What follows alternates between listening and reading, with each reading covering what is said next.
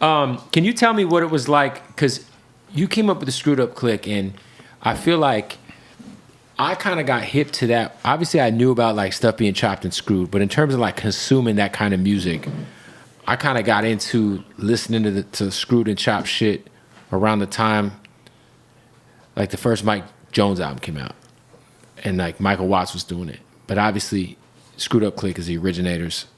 Did you understand the like gravity of being a part of like? Did y'all feel like you were part of some historical shit at the time, or were y'all just doing your thing? And it was kind of both. Like in the beginning, obviously it was the ending by the time I got there. right, But like, I had been watching what this music was doing. You know, you come to Houston and you playing your record. If they like it, first thing they gonna do is slow that shit down. And they weren't just gonna slow it down. They had to be slowed down with the correct type of double beating, and yeah, like Screw had to do that shit. So in the first beginning, it was just like, ah man, you know, yeah, it's some cool shit for Houston. Until the people from Canada and, you know, coming from Amsterdam, oh, we just got off the plane. We want to get Return of the Red. We want to get Worldwide Southside and all this here. Like, you want to get all that. So they coming from other countries to come get these back then, which was just cassette tapes. but they were like bootlegs, right? So like they'd go for overseas. People would pay a lot of good money for that shit. But they was coming over here paying regular price. Well, yeah, they'd be Screw was selling it out his house. This out the house, like out his daddy house. crazy.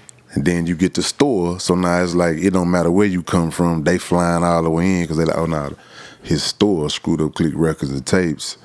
Screwed Up Records and Tapes at the time it was located on Cullen Boulevard. So they just get out the plane and come on Cullen Boulevard, go in there, take pictures with everything, get loaded up, and go back to their respective countries. So I think right before we passed, that's when we was like, nah, man, this shit getting iconic. It's different. Yeah. And I feel like as an artist, it had to have like you kind of had to feel like you had some shit going.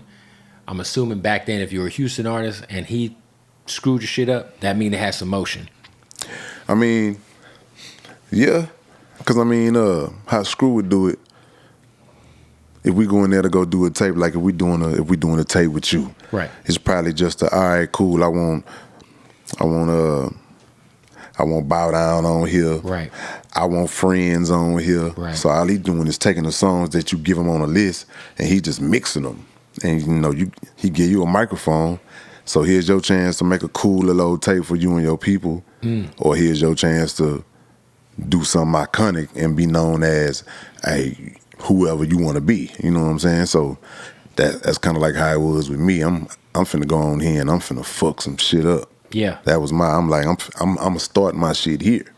I was already on a little record label, but that shit ain't start popping till Screw put his hands on it.